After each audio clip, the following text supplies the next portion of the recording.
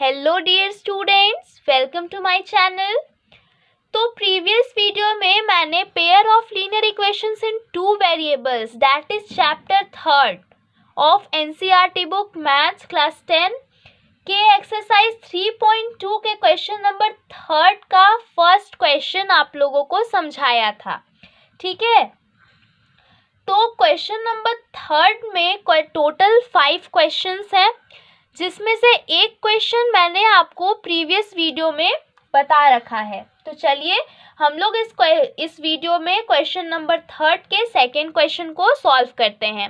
ठीक है, तो क्वेश्चन पढ़ने से पहले मैं आपको कुछ बता देती हूँ जो कि मैंने प्रीवियस वीडियो में बहुत अच्छे से एक्सप्लेन किया है। जो पेयर ऑफ लीनियर इक्वेशंस होते हैं इन टू वेरिएबल्स, वो दो तरीके के होते हैं। ठीक है मिस, जो given pair of linear equations होते हैं उनके सॉल्यूशन हम लोग फाइंड आउट कर सकते हैं ना। ग्राफिकली हम लोगों ने सॉल्यूशन फाइंड आउट किया है, और अगर सॉल्यूशन नहीं भी होते हैं तो वो हम लोगों को पता चल जाता है। कैसे पता चल जाता है? तो जब हम लोग उस पेयर ऑफ लीनियर इक्वेशंस के ग्राफ ड्रॉ करते हैं, तो अगर ग्राफ जो है इंटरसेक्टिंग होता है, दैट मीन्स कि उस ग्राफ का यूनिक सॉल्यूशन है, मतलब एक सॉल्यूशन एग्जिस्ट करता है।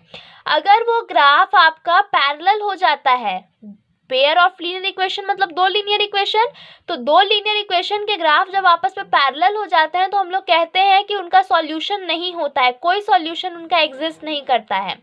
और अगर पेयर ऑफ लीनियर इक्वेशंस के ग्राफ कोइंसाइड कर जाते हैं, मतलब एक ही पे वो बन जाता है, एक ही ग्राफ हो जाता है दोनों लीनियर इक्वेशंस के, तो हम लोग कहते हैं कि हम लोग उस पेयर ऑफ लीनियर इक्वेशंस का हम लोगों को इन्फिनाइटली मेनी सॉल्यूशंस मिलता है। ठीक है, तो जो पेयर ऑफ लीनियर इक्वेशंस होते हैं, अगर इस व्यू से हम लोग देखें तो दो तरीके के होते हैं। एक consistent pair of linear equation होते हैं और एक inconsistent pair of linear equations होते हैं। ठीक है, पहला होता है consistent pair of linear equations और दूसरा होता है inconsistent pair of linear equation. ठीक है, ये सारा चीज़ मैंने प्रीवियस वीडियो में भी आपको समझा रखा है। ठीक है, तो कंसिस्टेंट पेयर ऑफ सॉल्यूशन मतलब कि consistent pair of linear equation वो लीनियर इक्वेशन होते हैं जिनका पास सॉल्यूशन होता है। ठीक है, दैट मीन्स जिनका सॉल्यूशन एग्जिस्ट करता है, जिस पेयर ऑफ लीनियर इक्वेशंस के सॉल्यूशन एग्जिस्ट करते हैं वो consistent pair of linear equation कहलाएंगे। और जिस पेयर ऑफ लीनियर इक्वेशंस के कोई सॉल्यूशन नहीं होते, नो सॉल्यूशन, वो पेयर ऑफ लीनियर इक्वेशन आपका inconsistent pair of linear equations कहलाते हैं।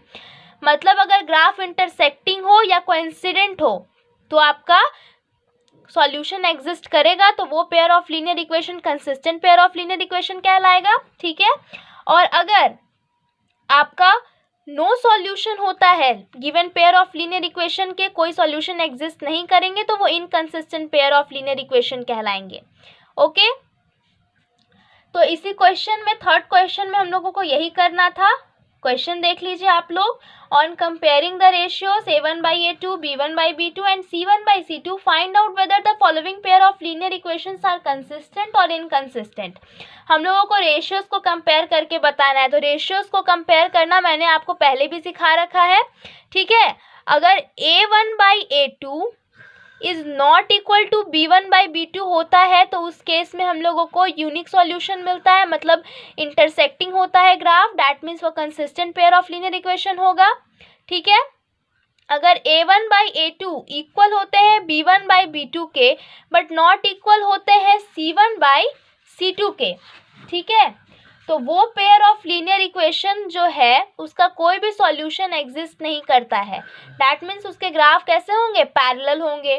ठीक है, और अगर आपका a1/a2 b1/b2 के भी इक्वल हो जाता है और c1/c2 के भी इक्वल हो जाता है, तो उसका आपको इन्फिनाइट सॉल्यूशंस मिलेंगे। ठीक है, इन्फिनाइट सॉल्यूशंस मिलेंगे, इसमें यूनिक सॉल्यूशंस मिलेंगे। तो यूनिक सॉल्यूशंस वाले और इनफिनाइट सॉल्यूशन वाले consistent pair of linear equations में आ गए। ठीक है, और नो सॉल्यूशन वाले inconsistent pair of linear equations में आ गए। तो चलिए एक्सरसाइज 3.2 के क्वेश्चन नंबर 3 पर हम लोग आते हैं। 3 नंबर का सेकेंड क्वेश्चन। ठीक है, तो यहाँ पे हम लोग लिखेंगे given pair of linear equations are, given pair of linear equations are, पहला क्या है 2x minus 3y is equal to 8, तो इसको हम लोग कैसे लिखेंगे 2x माइनस 3y, ये प्लस 8 RHS साइड है तो LHS साइड माइनस 8 आ जाएगा, इज इक्वल टू 0। ये पहला इक्वेशन आपका हो गया। दूसरा इक्वेशन है 4x minus 6y is equal to 9, ठीक है। तो आपका दूसरा इक्वेशन क्या हो जाएगा 4x माइनस 6y और ये प्लस 9 है RHS साइड तो LHS साइड माइनस 9 आ जाएगा तो इज इक्वल टू 0। ओके, तो आपको दो इक्वेशन मिल गए। अब आप लोग रेशियोज लिख करके कंपेयर कर सकते हैं। ये आपका A1 हो गया, ये आपका B1 हो गया, ये आपका C1 हो गया, ये आपका A2 हो गया, ये आपका B2 हो गया, ये आपका C2 हो गया, राइट। तो आपका यहाँ पे लिखिए here A1 is equal to क्या है 2 है, ये 2A1 है, B1 क्या है -3 है और C1 क्या है -8 है, ठीक है। A2 क्या है 4 है, B2 क्या है -6 है और C2 क्या है आपका -9 है, ठीक है। तो चलिए अब हम लोग रेशियोज देखते हैं। A1 बाई A2 क्या होगा 2/4, A1 बाई A2 क्या है 2/4, डैट इज 1/2 आ जाएगा, 2 1 2 2 2 4, तो A1 बाई A2 जो है वो 1/2 है, ठीक है। B1 बाई B2 देखते हैं हम लोग, B1 by B2 is equal to -3 by -6, तो ये माइनस माइनस कैंसिल और 3 1 3 3 2 6, दैट इज ये भी 1/2 आ गया। That means A1 by A2 B1 by B2 के तो इक्वल हो गया। अब C1 बाई C2 का क्या हाल है देखते हैं। And C1 by C2 is equal to -8 by -9, तो माइनस माइनस कैंसिल हो गया तो क्या है आपका 8/9। दैट मीन्स क्या हुआ आपका A1 बाई A2 और B1 बाई B2 आपस में इक्वल है, बट C1 बाई C2 आपस में इक्वल नहीं है। तो दैट मीन्स कि A1 बाई A2 जब B1 बाई B2 के इक्वल होता है but not equal to C1 by C2 होता है, तो आपका नो सॉल्यूशन होता है उस पेयर ऑफ लीनियर इक्वेशन का, ठीक है। दैट मीन्स ये given pair of linear equation का जो है इसका कोई सॉल्यूशन एग्जिस्ट नहीं करेगा, ठीक है। तो हम लोग यहाँ पे लिखेंगे that since A1 by A2 is equal to B1 by B2 equal है but not equal to C1 by C2, ये 8/9 है तो ये इक्वल नहीं है 1/2 के।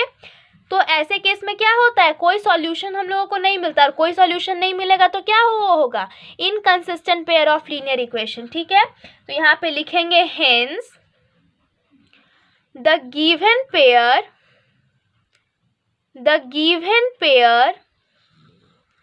of linear equation, the given pair of linear equations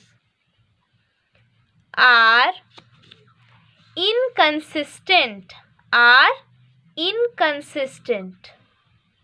inconsistent मतलब that is has no solution, no solution, okay. तो आई होप आपको ये क्वेश्चन भी अच्छे से क्लियर हो गया होगा। अगर आपको यहाँ के कॉन्सेप्ट में, यहाँ के क्वेश्चन के सॉल्यूशन में कहीं भी छोटा सा भी डाउट हो तो आप मुझसे कमेंट करके अपने डाउट्स ज़रूर शेयर करें। मैं आपके सारे प्रॉब्लम को सॉल्व करने की कोशिश करूँगी, ओके। और अगर आपको ये वीडियो पसंद आया हो तो प्लीज़ मुझे कमेंट करके ज़रूर बताइएगा, ठीक है। और मैं थर्ड क्वेश्चन के और 3 क्वेश्चन को नेक्स्ट वीडियो में बताऊंगी। मैं इस वीडियो को यहीं एंड करती हूँ। आई होप आपको ये वीडियो पसंद आया होगा। Thank you so much.